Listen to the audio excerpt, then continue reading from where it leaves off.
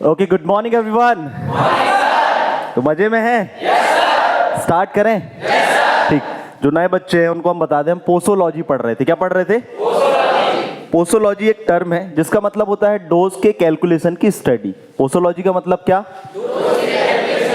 जो भी हम डोज देते हैं या ड्रग होती है उसका एक पर्टिकुलर कैलकुलेशन होता है ना। एक कैलकुलेटेड अमाउंट में ही दवाइयाँ दी जाती हैं। तो वो किस ब्रांच के अंतर्गत हम उसकी स्टडी करते हैं? पोसोलॉजी के अंतर्गत हम स्टडी करते हैं। जैसे फार्मेसी क्या है? फार्मेसी इज द साइंस जहां पर आप ड्रग की मैन्युफैक्चरिंग वगैरह ये सारी चीजें सीखते हैं। तो उसी के अंतर्गत एक और वर्ड आता है जिसको हम क्या बोलते हैं? पोसोलॉजी। तो पोसोलॉजी में क्या होता है? It is the science of calculation of dose of drug. It is the science of calculation dose of drug. हाँ, सबसे पीछे क्या होता है बेटा पोसोलॉजी? बताएं। अभी बताया ना, आप बताओ। हाँ, ड्रग को हम कैलकुलेट करते हैं ना। डोज जो होती है ड्रग की डोज, आप कई बार हम मेडिसिन लेते हैं तो एग्जैक्ट क्वांटिटी होती है ना उसकी 550 mg या 100 mg। तो ये कैसे कैलकुलेट करते हैं, हमको कैसे पता चलता है? किसके थ्रू? तो हम पोसोलॉजी के अंतर्गत उसकी स्टडी करते हैं। किसके अंतर्गत? पोसोलॉजी। तो पोसोलॉजी क्या है? Science of calculation of dose of drug. Science of calculation of dose of drug. Drug की डोज के कैलकुलेशन का साइंस है। अब सेकेंड जो पॉइंट आता है कि ऐसे कौन कौन से फैक्टर्स हैं जो पोसोलॉजी को इफेक्ट करते हैं। पोसोलॉजी मतलब डोज की क्वांटिटी से रिलेटेड फैक्टर्स हैं जो पोसोलॉजी के अंतर्गत हमको पढ़ने होते हैं। तो हमने कुछ फैक्टर्स कल देखे, आज हम इन फैक्टर्स को समझते हैं। ये फैक्टर अलग से भी पूछ लिए जाते हैं एग्जाम में, इसलिए ध्यान से समझना कि मैं समझाने की क्या कोशिश कर रहा हूं। तो अदर फैक्टर्स इसमें क्या है? जैसे कि एडिटिव इफेक्ट्स। क्या है? बोलो। Additive effect, synergistic effect, antagonism, idiosyncrasy, tachyphylaxis, tolerance और एक्यूमुलेशन। ये क्या है? सारे पॉइंट्स जो आपको बताने हैं। जनरली इनको थोड़ा अच्छे से पढ़ना क्यों जरूरी है? हमने इसके पहले और भी फैक्टर्स देखे, like age, gender, time of administration, route of drug administration, है ना, इमोशनल फैक्टर, एनवायरमेंटल फैक्टर और प्रेजेंस ऑफ डिसीज। ये सारे फैक्टर्स भी होते हैं जो कि जनरली हम उनको बता देते हैं, लेकिन ये फैक्टर्स भी हमको कई बार समझना जरूरी होता है। तो हम देखते हैं एडिटिव इफेक्ट क्या होता है। ठीक, एडिटिव इफेक्ट को हम जनरली यदि सामान्य तौर पर समझने की कोशिश करें तो एडिटिव इफेक्ट क्या होता है कि आपने एक ड्रग ली, वन ड्रग, ठीक है ना, प्लस एक और ड्रग ली, दो ड्रग का कॉम्बिनेशन लिया, और दो ड्रग का कॉम्बिनेशन लेने के बाद में जो आपको इफेक्ट मिल रहा है that is the sum of individual drug. मतलब दोनों ड्रग का सम मतलब प्लस उस उतना इफेक्ट यदि कभी मिलता है तो हम उसको बोलते हैं एडिटिव इफेक्ट। क्या बोलते हैं? Additive effect. तो एडिटिव इफेक्ट में लिखना है हमको, when two drug is given in combination, when two drug is given in combination, short में लिख लिया करो, है ना, when two drug is given in combination. जब दो ड्रग को कॉम्बिनेशन में दिया जाता है तो जो हमको इफेक्ट मिलता है वो क्या मिलता है? Sum of individual drug. Sum of individual drug मतलब दोनों ड्रग्स का या तीनों ड्रग्स का जो भी सम होगा वो हमको उसका इफेक्ट मिलता है। तो इस केस में हम उसको क्या बोलते हैं? Additive effect. इसमें एग्जाम्पल की हम बात करें तो इसमें एग्जाम्पल लिखना फिनोबार्बिटॉन और एमाइनोफाइलिन। फिनो बार्बिटॉन प्लस एमिनोफाइलिन। तो देखो, फिनोबार्बिटॉन और एमिनोफाइलिन ये अस्थमा में यूज होती हैं। तो फिनोबार्बिटॉन प्लस आपका एमिनोफाइलिन जो ड्रग है, इन दोनों को जब हम कॉम्बिनेशन में देते हैं तो इस ड्रग का भी अपना एक इफेक्ट होता है और इस ड्रग का भी अपना एक इफेक्ट होता है, और दोनों का जो इफेक्ट होता है वो क्या हो जाता है? डबल हो जाता है। तो इस तरीके के इफेक्ट को हम क्या बोलते हैं? Additive effect. तो एडिटिव इफेक्ट हमको क्या, एडिटिव इफेक्ट की जब हम बात करते हैं तो एडिटिव इफेक्ट क्या है? ध्यान से समझें। एडिटिव इफेक्ट, एक डोज है ड्रग की और दूसरी ड्रग की एक अलग डोज है, तो दोनों ड्रग के प्रेजेंस के कारण जो इफेक्ट मिल रहा है वो क्या मिल रहा है हमको? डबल इफेक्ट मिल रहा है। तो इस तरीके के इफेक्ट को हम क्या बोलते हैं? Additive effect. यदि हम इसको डिफाइन करना हो, एडिटिव इफेक्ट क्या है? When the combination of drug is given, तो इफेक्ट ऑफ ड्रग जो होता है वो क्या मिलता है? सम ऑफ द कॉम्बिनेशन, जो इंडिविजुअल का सम निकल के आता है वो हमको एडिटिव इफेक्ट मिलता है। समझ में आया? एग्जाम्पल आपका फिनोबार्बिटॉन और आपका एमिनोफाइलिन। हाँ जी, कैसा?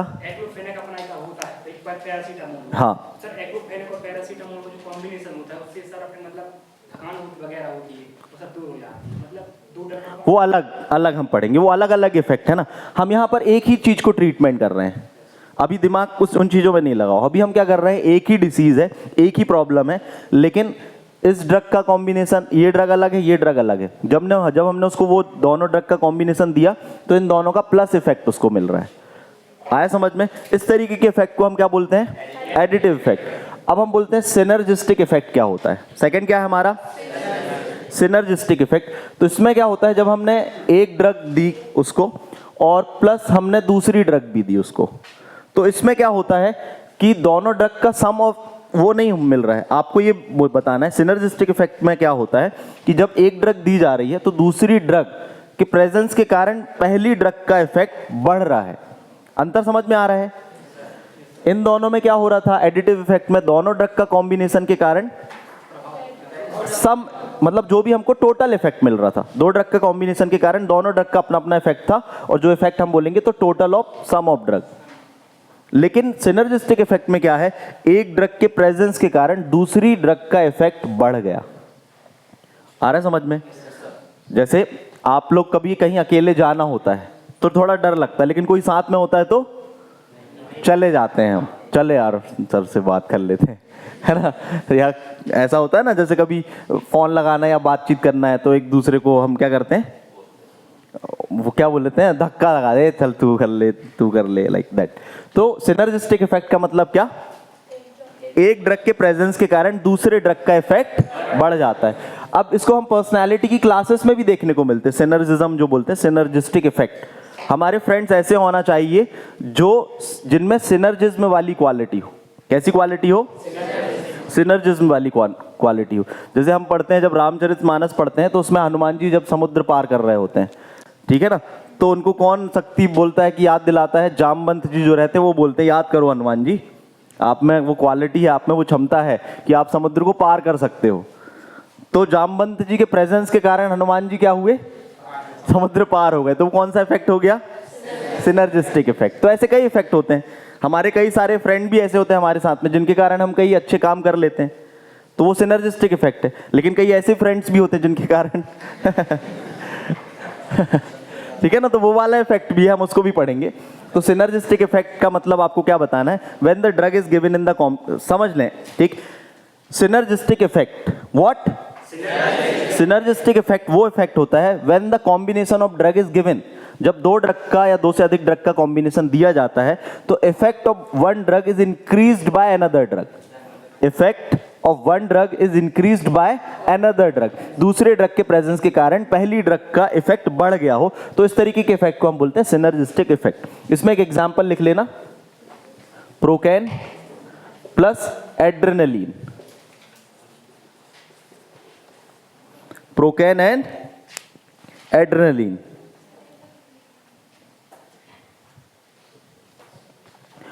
तो सिनर्जिस्टिक इफेक्ट समझ में आया, एडिटिव इफेक्ट समझ में आया। अब जब कभी भी स्टडी करना है तो कंपैरेटिव स्टडी करना है। कैसी स्टडी करना है?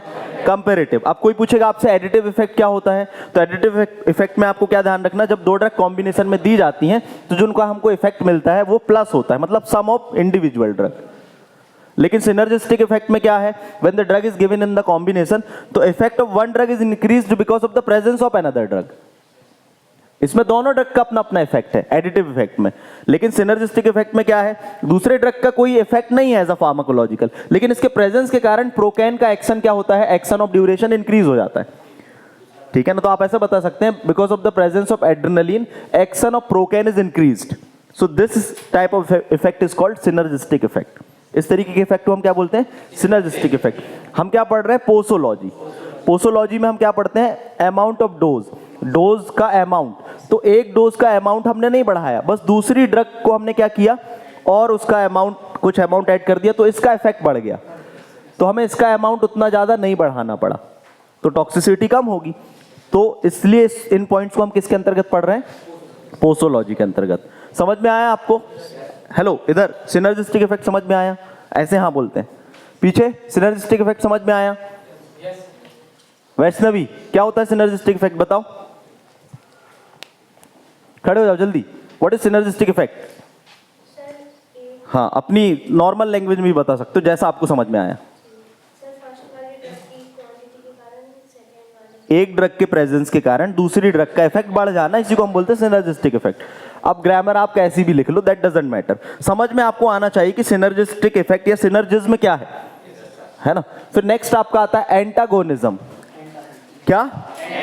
एंटागोनिज्म। अब देखो एक ड्रग के प्रेजेंस के कारण हम बोल रहे थे दूसरी ड्रग का इफेक्ट बढ़ रहा था, एंटागोनिज्म में जस्ट इसका अपोजिट हो जाएगा। तो एंटागोनिज्म को हम बोलेंगे, what is antagonism? When there is a two drug, तो एक ड्रग के प्रेजेंस के कारण अदर ड्रग का जो एक्शन होता है वो अपोज्ड हो जाता है, अपोज्ड ही हो जाता है, मतलब बंद ही हो जाता है, तो उसको हम बोलते हैं antagonism. When the action of one drug is opposed because of the presence of another drug, दूसरे ड्रग के कारण, चलो हम ऐसा ही बोल सकते हैं डिक्रीज हो जाए। When there is a combination of two drug and the effect of one drug is decreased, it is called antagonism. मतलब एक ड्रग ने दूसरे ड्रग के इफेक्ट को क्या कर दिया? दबा दिया। तो एंटागोनिज्म को हम फिर से समझ रहे हैं, ध्यान से समझे सभी लोग, मैं किसी से भी पूछ लूंगा। Antagonism, when the combination of two drug, या दो ड्रग हैं तो action of one drug is minimized और डिक्रीज्ड और opposed because of the presence of another drug, it is called the antagonism. समझ में आया? एंटागोनिज्म क्या है? Because of the presence of one drug, action of another drug is decreased. यहां पर क्या था सिनर्जिज्म में? Action of one drug is increased because of the presence of another drug. Grammar tough तो नहीं लग रही ना? इजी है ना? AMR तो समझ में आता है ना? नहीं बोलो सर हम हिंदी में भी तो बता रहा हूं ना मैं। तो इसमें क्या होगा? वन ड्रग के प्रेजेंस के कारण दूसरी ड्रग का इफेक्ट माइनस में हो जाएगा, कम हो जाएगा, कम हो जाएगा। इसको हम बोलते हैं एंटागोनिज्म। जैसे एक एग्जांपल के तौर पर देखें तो एसिड भी एक क्या है? एक मेडिसिन है। एसिड भी क्या है? एक मेडिसिन है। लेकिन हमारे स्टमक में ज्यादा एसिड आ जाए तो प्रॉब्लम है, एसिड की कमी हो जाए तो प्रॉब्लम है। एसिड की कमी को हम बोलते हैं एक्लोरहाइड्रिया। क्या बोलते हैं? एक्लोरहाइड्रिया। इनऑर्गेनिक केमिस्ट्री में पढ़ेंगे आप, एंटासिड्स जब हम पढ़ते हैं तो उसमें एक्लोरहाइड्रिया, एसिड की कमी। लेकिन एसिड की अधिक हो गया स्टमक में तो हम उसको क्या बोलेंगे? एसिडिटी। तो एसिडिटी क्या है? एक तरीके की प्रॉब्लम है। तो एसिडिटी में क्या होता है? आपका एसिड अधिक क्वांटिटी में निकल गया, तो वो तो एक केमिकल है ना, एंडोजेनस है लेकिन है तो केमिकल। एंडोजेनस मतलब जो इनसाइड द बॉडी बन रहा है, तो एसिड है। तो इसके अपोज में हम क्या देते हैं? Milk of magnesia. क्या देते हैं?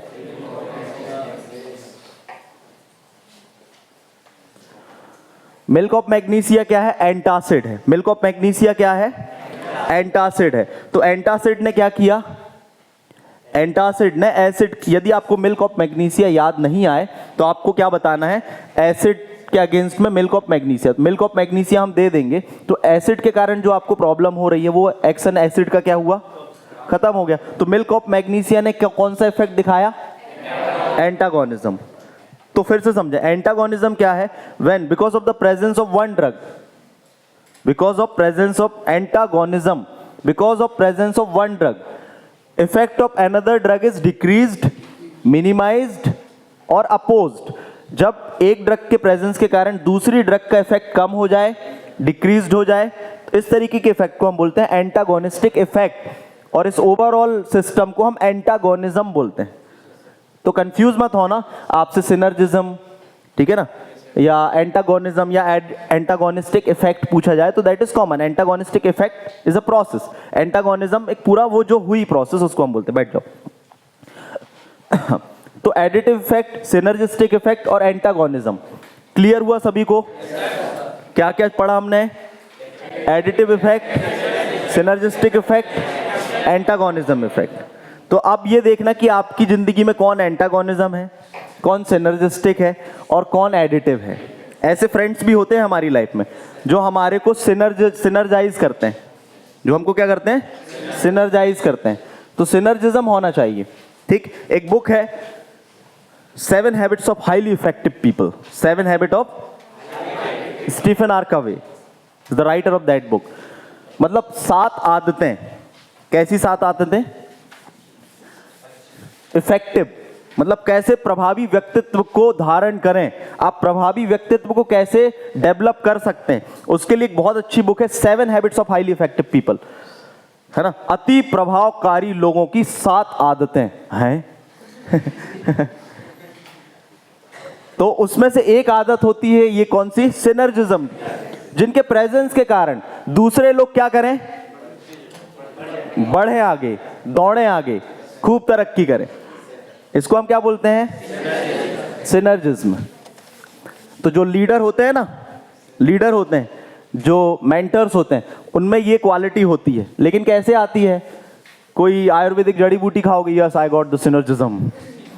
इज देयर एनी सिनर्जिज्म बूटी? है बोले बाबा जी की बूटी। तो सिनर्जिज्म होना चाहिए, या आप कैसे सिनर्जिस्टिक हो सकते हैं, ये चीजें ध्यान रखना है ना। जिसके कारण लगे कि यार ये जब कर सकते तो हम क्यों नहीं कर सकते, है। जब विशाल सर जैसे लोग पढ़ा सकते हैं यार, तो हम तो पता नहीं क्या कर सकते हैं। यस और नो? ले यस भी बोल रहे। नेक्स्ट अब हम पढ़ते हैं आइडियोसिनक्रेसी। क्या?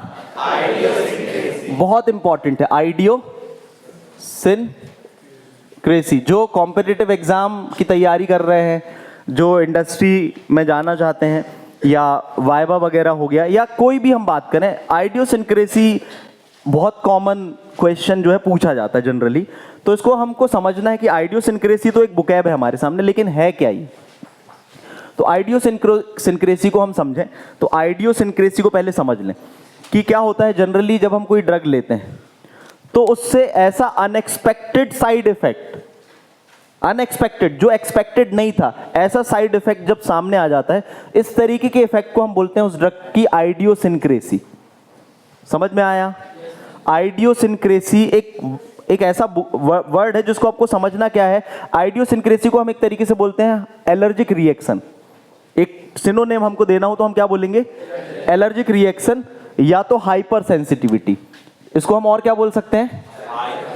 हाइपर सेंसिटिविटी और एलर्जी। तो आप ऐसा बता सकते हैं, idiosyncrasy can also be called hyper sensitivity और एलर्जी। अब है क्या, यदि हमको डिफाइन करना हो, it is an extraordinary और अनवांटेड साइड इफेक्ट। क्या है? ऑर्डिनरी और अनवांटेड, और बोले तो अनएक्सपेक्टेड। ज्यादा इफेक्टिव बुकैब इसके लिए होगा तो अनएक्सपेक्टेड। क्या? अनएक्सपेक्टेड। हम बोलते हैं ना, हमारा एक्सपेक्टेशन होता है कि ये चीजें ऐसा होगा, वैसा हो जाएगा। जैसे हमने फर्स्ट ईयर में गए, सेकेंड ईयर में गए, थर्ड ईयर में गए, फाइनल ईयर कंप्लीट, अब जॉब मिल जाएगी आसानी से। एक्सपेक्टेशन है ना। हमारा बेटा फार्मेसी कर रहा है, डॉक्टरी की पढ़ाई कर रहा है। गांव वालों को यही रहता है, हमारा बेटा डॉक्टरी की पढ़ाई कर रहा है। हमारे गांव में ऐसे ही बोलते थे पेरेंट्स लोग, है ना, हमारा बेटा डॉक्टरी की पढ़ाई कर रहा है। फार्मेसी बहुत कॉमनली ज़्यादा उतना नहीं सुना हुआ बुकैब होता है। एमबीबीएस बोलो तो बोले ठीक है, फार्मेसी मतलब दवाई की पढ़ाई, डॉक्टरी की पढ़ाई। अब मतलब पढ़ाई करी और सीधे 1 लाख की जॉब कंफर्म है। पॉसिबल हो सकता है, लेकिन उसके लिए अपने आप को तैयार करना पड़ेगा। क्या करना पड़ेगा? अब ये मत जाके पाउडर आउडर क्रीम व्रीम लगा लिया, सर मैं तो तैयार हो गया। है? क्यों? कैसे तैयार करना पड़ेगा? है परफॉर्मेंस। क्या? तो कैसे? There should be the techniques ना, हमें टेक्निक्स तो मालूम आना चाहिए ना। How to improve our self, how to prepare our self. तो सबसे पहले ये इंपॉर्टेंट होता है कि भैया जाना कहाँ है, जाना कौन से रास्ते में। क्या? जाना कहाँ है, आ रहा समझ में? जिसको हम अपनी भाषा में क्या बोलते हैं? गोल, लक्ष्य। क्या? यदि जीवन में कुछ हासिल करना है तो आपके जीवन में लक्ष्य होना चाहिए। क्या होना चाहिए? लक्ष्य, गोल। तो किसी ने पूछा कि भैया आपका गोल क्या है, तो बोले सर हमारी जिंदगी गोल गोल है। हमारी जिंदगी क्या है? देयर इज नो गोल, जिंदगी इज ओवरऑल गोल गोल। जिंदगी क्या है ना? तो गोल होना जरूरी है, लक्ष्य होना जरूरी है। एक व्यक्ति आ रहा था एक रास्ते से, तो सामने एक दूसरा व्यक्ति खड़ा था। क्या है भैया? एक व्यक्ति सामने से, तो सामने दूसरा व्यक्ति खड़ा था। तो सामने वाले ने पूछा, भैया ये रास्ता कहाँ जाता है? 4 रास्ते बने थे वहां पर।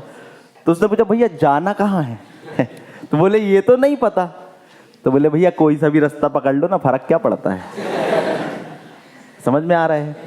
हंसी तो आई हमको, लेकिन ये हालत हमारी और आपकी है ना, कि भैया कोई सा भी रास्ता पकड़ लो फिर। ठीक, हाँ। तो हम फिर से आ जाते हैं। आइडियोसिंक्रेसी क्या है? एक तरीके का एक्स्ट्राऑर्डिनरी और अनवांटेड, अनएक्सपेक्टेड साइड इफेक्ट है, जिसको हम क्या बोलते हैं? आइडियोसिंक्रेसी। एक एग्जांपल की हम बात करें, जैसे पैरासीटामोल, बहुत कॉमन है ये। पैरासीटामोल को जब आप कंटिन्यू लेंगे, रिपीटेडली लेंगे, तो पैरासीटामोल के कारण क्या होता है? लिवर टॉक्सिसिटी होती है। क्या होता है? लिवर की टॉक्सिसिटी होती है। जनरली है पैरासीटामोल लॉन्ग टर्म तक आप खाते रहेंगे, ऐसा बोला जाता है कि ज्यादा नहीं खाना चाहिए, आपके लिवर को हार्म करती है, क्योंकि वहां पर ये डिपॉजिट होते जाती है यदि पैरासीटामोल को आप ज्यादा समय तक लेंगे। So this is the normal side effect. तो साइड इफेक्ट और हमको आइडियोसिंक्रेसी में डिफरेंस भी तो पता होना चाहिए ना।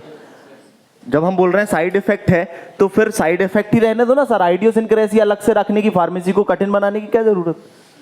जब साइड इफेक्ट है तो साइड इफेक्ट रहने दो, काहे को हमें परेशान कर रहे हो आइडियोसिंक्रेसी लिख के।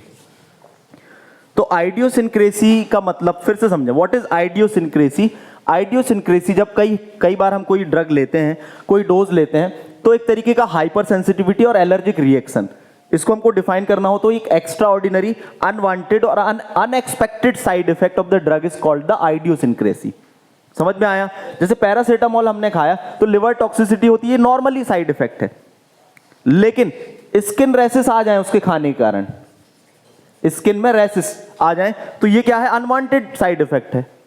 तो इस तरीके के इफेक्ट को हम क्या बोलते हैं? आइडियोसिंक्रेसी। समझ में आया? ठीक। जैसे हमने एस्पिरिन खाई, तो एस्पिरिन का पर्पस क्या है? हमारी बॉडी को ठीक करना। उसके थोड़े बहुत साइड इफेक्ट हैं, चलता है, लेकिन स्टमक में ब्लीडिंग होने लगे बहुत ज्यादा, तो ये प्रॉब्लम है।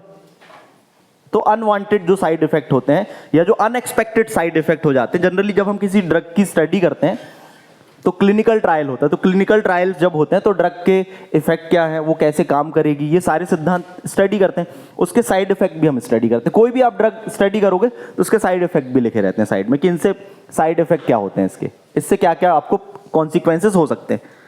तो वो नॉन है, वेल नॉन है। लेकिन अचानक से कोई नया साइड इफेक्ट सामने आ जाए जो ऑलरेडी स्टडी में नहीं आया है, इस तरीके के इफेक्ट को हम क्या बोलते हैं? अब समझ में आया? हाँ ऐसे बोला करो। पैसे लगते हैं क्या मुंडी ऐसे हिलाने के? नहीं लगते ना। तो ऑलवेज से यस। हाँ, कम्युनिकेशन स्किल की क्लास भी तो है ना हमारी। तो right skill is saying yes. हाँ बोलने का सही तरीका क्या है? Yes sir. हाँ करने लग, yes sir, with positive smile. Yes कैसे करना है? यस। ठीक। तो आइडियोसिंक्रेसी अब समझ में आ गया। कौन बताएगा आइडियोसिंक्रेसी? आप ही बताओ बड़े भाई, खड़े हो जाओ। What is idiosyncrasy? यहां देख के बताओ ना, अंग्रेजी में नहीं, जिस भाषा में आपको समझ में आए वैसे बताओ। कि सर हमने दवाई खाई, हाउ उसके बाद में उसका साइड इफेक्ट कुछ ऐसा हो गया जो एक्सपेक्टेड नहीं था, उसको हम बोलते हैं आइडियोसिंक्रेसी। आप बताओ। जो अपनी बॉडी मतलब साइड इफेक्ट होते हैं। हाँ अपनी बॉडी मतलब, हाँ तो जैसे कुछ भी टैबलेट खाने में ऐसे तो उसे चलो बैठो। सभी को समझ में आ गया? जोर से बोलो। मुझे लगा जय माता दी ना बोल। नेक्स्ट हम बात करते हैं टैकीफाइलैक्सिस। क्या?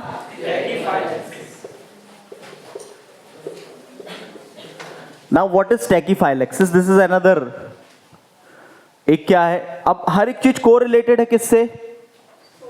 पोसोलॉजी से, अमाउंट ऑफ डोज। तो यदि ये जनरली, जैसे आइडियोसिंक्रेसी भी हमने पढ़ा, तो कई बार जैसे आइडियोसिंक्रेसी आपको आ गया, थोड़ा बड़ा क्वेश्चन आ गया, तो पोसोलॉजी से भी कोरिलेट कर देना आइडियोसिंक्रेसी को। आइडियोसिंक्रेसी क्या है वो भी हम बता दें फिर इसके समाधान क्या है, रेमेडी क्या है उसकी। तो आइडियोसिंक्रेसी में रेमेडी क्या है कि उस ड्रग के कारण किसी को एलर्जिक रिएक्शन हो रहे हैं, तो हम क्या कर सकते हैं, ड्रग चेंज कर दें या तो उसकी क्वांटिटी कम कर दें। ठीक, अब टैकीफाइलैक्सिस क्या होता है इसको समझें। जब हमने किसी पेशेंट को, ये पेशेंट है अपना, ठीक है ना, नहीं रोता हुआ है, ठीक, ये पेशेंट है हमारा, इसको हमने क्या दिया, कोई ड्रग दी, तो इस ड्रग से जनरली ये पेशेंट क्या होगा, इस ड्रग से ये हमने इसको ड्रग दी तो पेशेंट क्या हो जाएगा, ठीक हो जाएगा। तो यदि जब हम किसी ड्रग को रिपीटेड करते हैं, हमने क्या किया, इस पेशेंट को ये दवाई जो है रिपीटेडली दे रहे हैं, बार बार दे रहे हैं, तो एक टाइम ऐसा आएगा कि जो उसके रिसेप्टर है, रिसेप्टर समझते हैं क्या होता है, नहीं समझते हैं, कोई बात नहीं।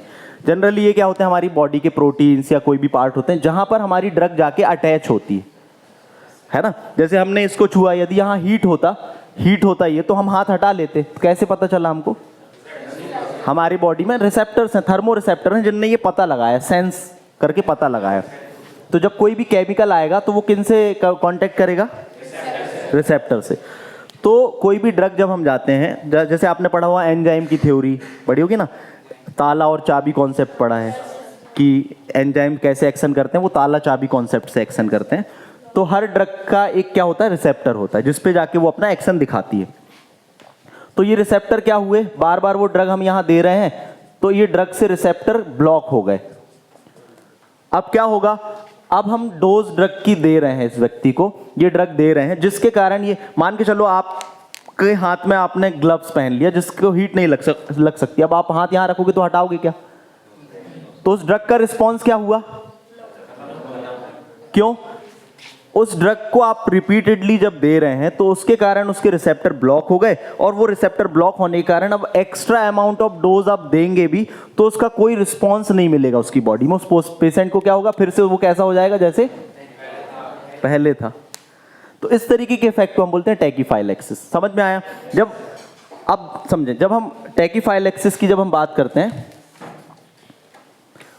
टैकीफाइलैक्सिस की हम बात करें तो ध्यान से समझे सभी लोग। जब टैकीफाइलैक्सिस आपसे पूछा जाएगा या टैकीफाइलैक्सिस की डेफिनेशन क्या है, तो टैकीफाइलैक्सिस एक ऐसा अमाउंट है व्हेन एक्स्ट्रा अमाउंट और extra dose of drug is given, so there is a no effect is seen in the patient, patient में कोई उसका इफेक्ट नहीं मिलता है। तो इस तरीके के इफेक्ट को हम बोलते हैं टैकीफाइलैक्सिस।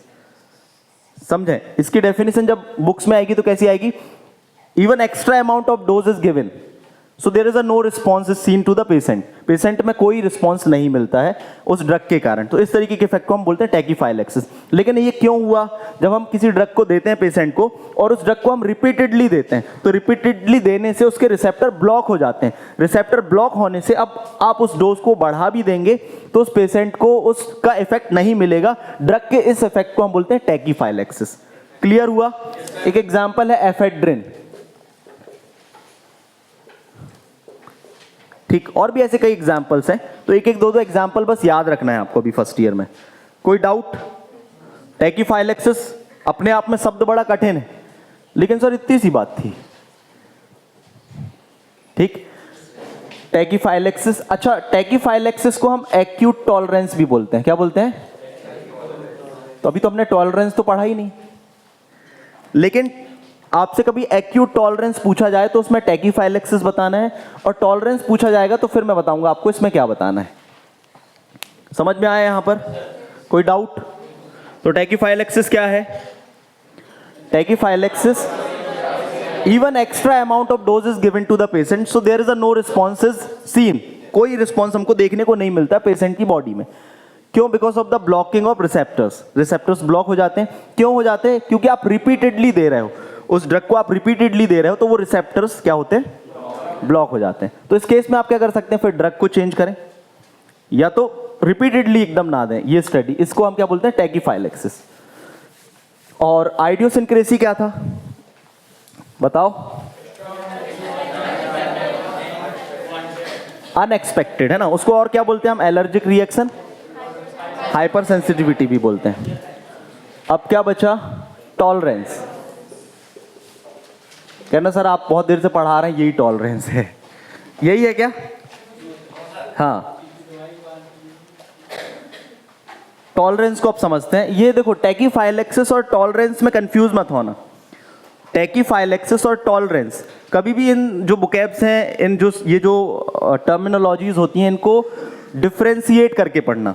Tolerance, tachyphylaxis, synergistic effect, additive effect और आपका एंटागोनिज्म, इन तीन को हमेशा एक साथ याद रखना। कौन कौन से? सिनर्जिज्म, एडिटिव इफेक्ट और एंटागोनिज्म।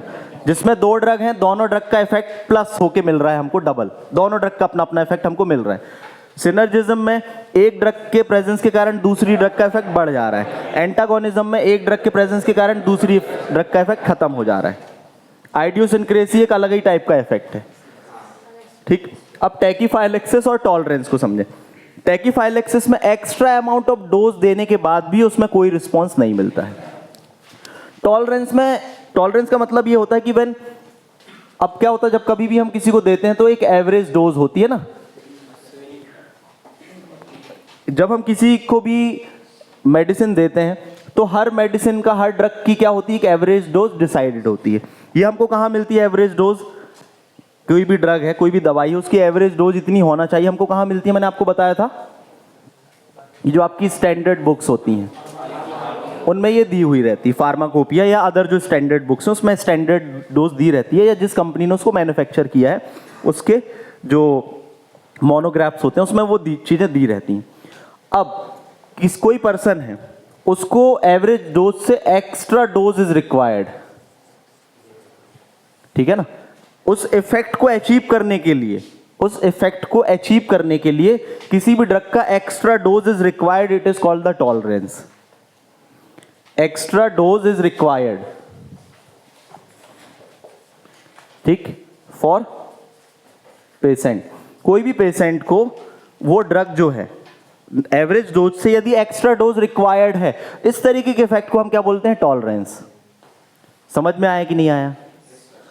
अब समझाते हैं। जैसे क्या होता है, कई बार आपने देखा होगा जब डॉक्टर के यहाँ जाते हैं तो डॉक्टर पूछता है भैया कोई नशा करते हो, है ना, सिगरेट तो नहीं पीते, दारू तो नहीं पीते, है ना। फिर हम और आप जैसे लोग, नहीं अरे वो तुम्हारे लिए लड़का लड़की थोड़ी ना देख रहा है ना। उसका पर्पस क्या होता है? यही पूछने का कि यदि एल्कोहलिक हो, यदि आप एल्कोहल लेते हो या टोबैको खाते हो, तो ऐसे व्यक्तियों को क्या होता है कि एवरेज डोज में तो ड्रग असर ही नहीं करती है ना, उनको एक्स्ट्रा डोज रिक्वायर्ड होता है। तो उनमें इस तरीके का जो चीजें डेवलप हो जाती हैं उनकी बॉडी में, उसको हम बोलते हैं टॉलरेंस, कि उसी ड्रग का extra dose is required.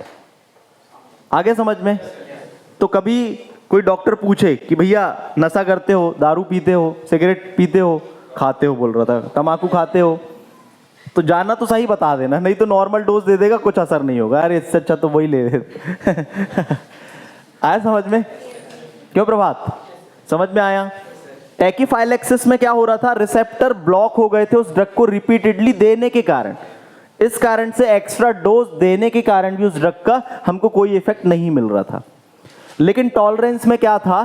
Tolerance में एक व्यक्ति है, एक पेशेंट है, उसको already extra dose is required, average dose से एक्स्ट्रा डोज इज रिक्वायर्ड है। इस तरीके के इफेक्ट को हम क्या बोलते हैं? टॉलरेंस। आगे समझ में?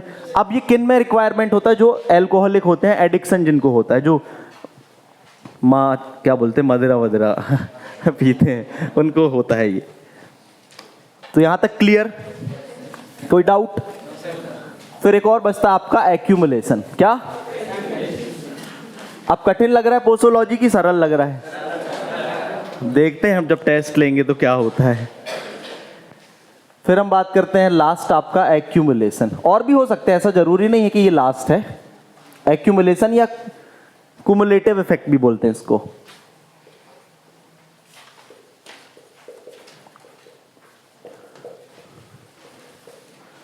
कुमुलेटिव इफेक्ट में जनरली क्या होता है, जब किसी, जैसे हमने, ये नॉर्मल है साइड इफेक्ट एक तरीके का, कि जब किसी भी ड्रग को लॉन्ग टर्म तक दिया जाता है तो वो ड्रग आपके डिफरेंट बॉडी ऑर्गन्स में डिपॉजिट होने लगती है, जिसके कारण टॉक्सिसिटी जनरेट हो जाती है। इस तरीके के इफेक्ट को हम एक्यूमुलेशन बोलते हैं या तो कुमुलेटिव इफेक्ट बोलते हैं।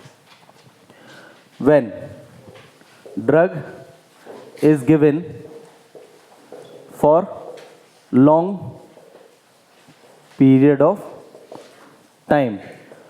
जब कोई ड्रग को लॉन्ग पीरियड ऑफ टाइम तक दिया जाता है, या कोई ड्रग ऐसी है जो धीरे धीरे आपकी बॉडी से रिलीज हो रही है या तो स्लो रिलीज हो रही है,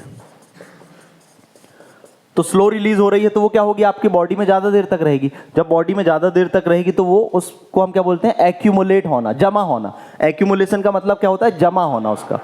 कुमुलेट, एक्यूमुलेट का मतलब जमा होना। तो वो आपके डिफरेंट बॉडी ऑर्गन में डिपॉजिट होने लगती है। इस तरीके के इफेक्ट को हम क्या बोलते हैं, एक्यूमुलेशन बोलते हैं। उसमें सिंपल है, पैरासीटामोल लिवर में धीरे धीरे डिपॉजिट होने लगती है और लिवर टॉक्सिसिटी कॉज कर सकती है, तो ये एक्यूमुलेशन है। फिर एक और भी हम बोल सकते हैं, मेटाबॉलिक डिसऑर्डर। क्या? मेटाबॉलिक डिसऑर्डर मतलब हमारी बॉडी में जनरली जो दवाइयाँ होती हैं उनको डाइजेस्ट करने के लिए, उनको ब्रेक डाउन करने के लिए और एलिमिनेट करने के लिए कई सारे एंजाइम्स होते हैं। सबसे ज़्यादा जो पावरफुल हमारी बॉडी में ऑर्गन है, कभी आपने सुना जिगर हो तो, जिगरा हो तो आ जाए। कई लोग लड़ते हैं तो बोलते हैं ना, जिगर हो तो आ जाए सामने। अब पता जिगर किसको बोलते हैं, लिवर को बोलते हैं। जो हमारा लिवर होता है उसको जिगर बोलते हैं।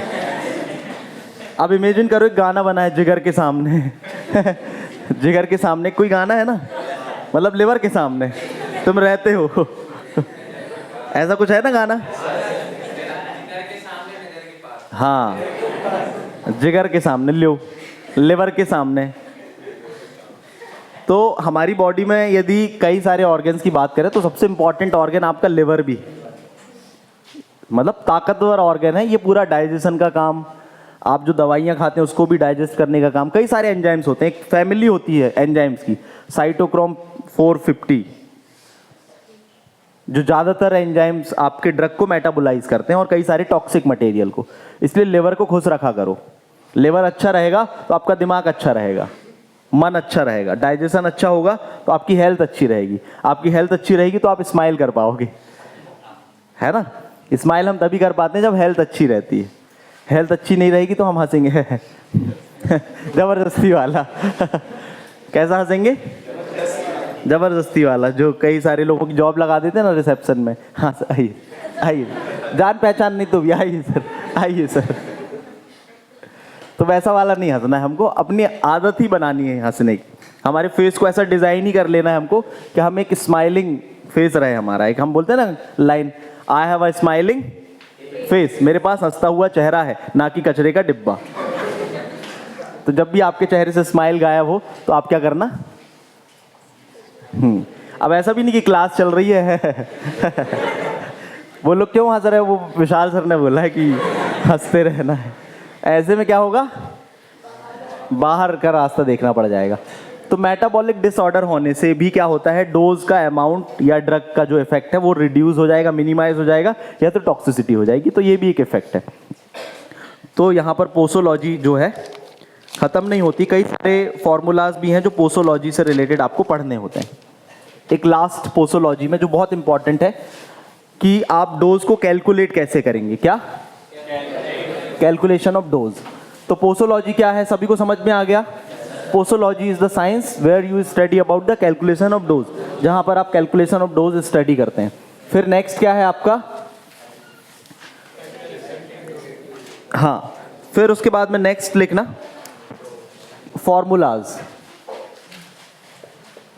नेक्स्ट क्या लिखना, फॉर्मूला। तो फॉर्मूला में फर्स्ट लिखना यंग्स फॉर्मूला।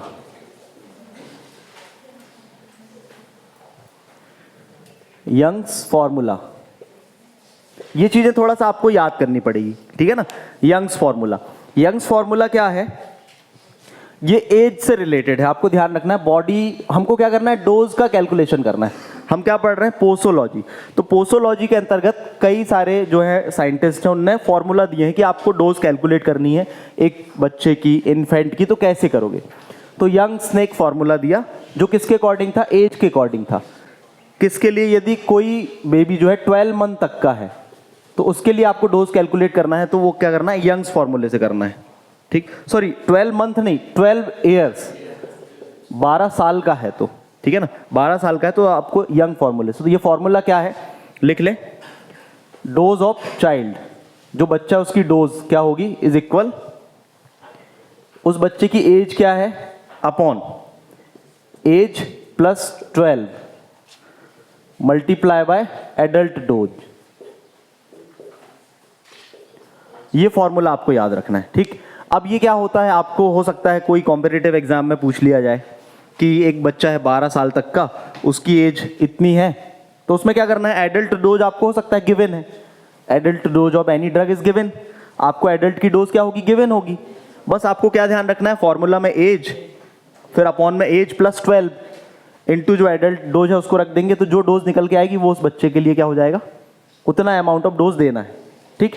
जैसे कोई ड्रग है, उसका अमाउंट है 500 mg, ठीक, और कोई बच्चा है उसकी एज है 9 ईयर्स, तो क्या करेंगे, 9 यहाँ रख देंगे, 9 यहाँ रख देंगे, 500 यहाँ रख देंगे, जो निकल के आएगा वो क्या हो जाएगी उस बच्चे की एडल्ट डोज। हाँ, मल्टीप्लाइड है ना,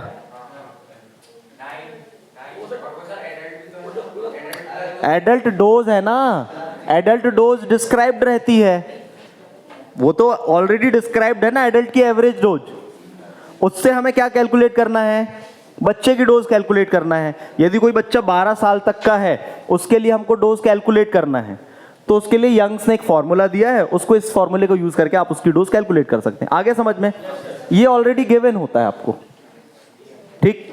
फिर नेक्स्ट है डिलिंग्स फॉर्मूला।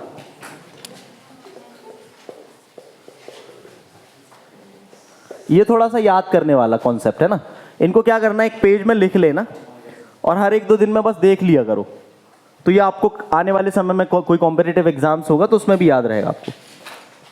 ये होता है 4 to 20 ईयर्स तक के लिए, ठीक। Age upon 20, age in years है ना, ये चीज भी आपको मेंशन करना है यहां पर, age in years multiply by adult dose.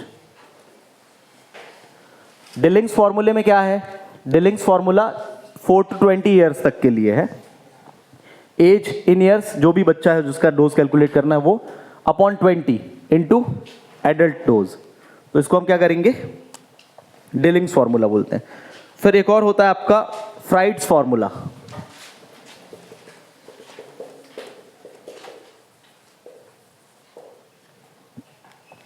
Freud's formula में लिखना, ये इन्फेंट के लिए होता है, इन्फेंट, इन्फेंट मतलब क्या होता है,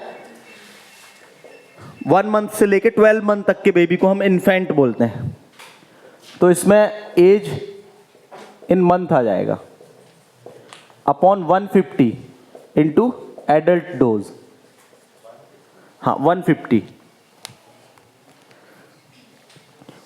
से डिवाइड कर देंगे हम उस डोज को, ये क्या हो गया आपका फ्राइड्स फॉर्मूला। फ्राइड्स फॉर्मूला के बाद में, तो ये 3 फॉर्मूले हैं जो ज्यादातर रिपीटेडली पूछे जाते हैं एग्जाम्स में, कि how will you calculate the dose. Posology पूछा जाता है, फैक्टर अफेक्टिंग पोसोलॉजी, और साइड में कई बार, या अभी पेपर आया था तो कई बार शॉर्ट नोट्स में आ जाता है, अलग से पूछ लिया होगा कि how will you calculate the dose. तो अब क्या आ जाएगा, आपको ये पूछ लिया एज के अकॉर्डिंग कौन कौन से फॉर्मूला है, एज के अकॉर्डिंग जिससे आप डोज कैलकुलेट कर सको। तो पहला क्या है आपका, यंग्स फॉर्मूला, डिलिंग्स फॉर्मूला और फ्राइड फॉर्मूला। फिर आपका नेक्स्ट आता है बॉडी सरफेस एरिया के अकॉर्डिंग, किसके अकॉर्डिंग, बॉडी सरफेस एरिया के अकॉर्डिंग भी कैलकुलेट करना। तो बॉडी सरफेस एरिया के अकॉर्डिंग है आपका कैजल फॉर्मूला। कैजल फॉर्मूला में क्या है आपका, surface area of child, surface area of child upon